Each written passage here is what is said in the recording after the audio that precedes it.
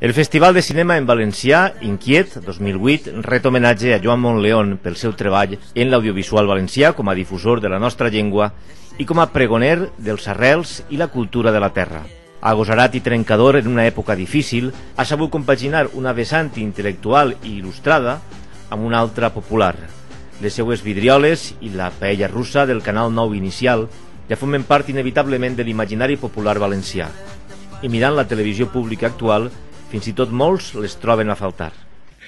Pense que se va fer un treball en el seu moment, perquè tenim una il·lusió molt gran de tindre una televisió i tindre els professionals i tindre una eina per a poder treballar la gent de l'espectacle, la gent de...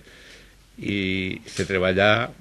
Bueno, jo m'he dit mitja vida en Canal 9 perquè un programa diari, en directe, no s'atrevia ningú a fer un programa en directe. Ara se'n donen compte que d'eixe fem van eixir flors i no cardos borriqueros com tenim ara.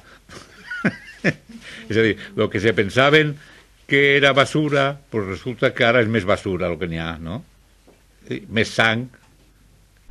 Presentador televisiu i radiofònic, actor de teatre i de cinema, orxater, músic i showman. Montleón ho ha fet quasi tot, però es queixa que la societat actual arracona els majors i no valora l'experiència.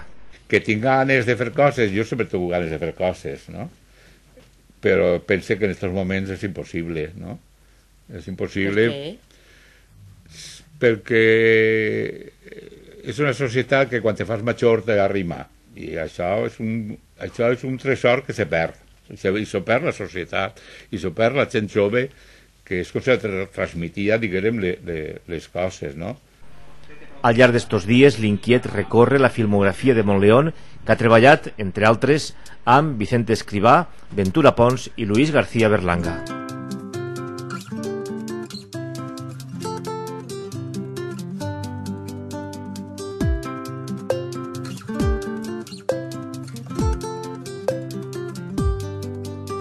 Jo tant sa lluna i s'estrella, sa jungla i es bosc animat, estrenes vaixells, avioneta i el teu submarí t'hi apartat.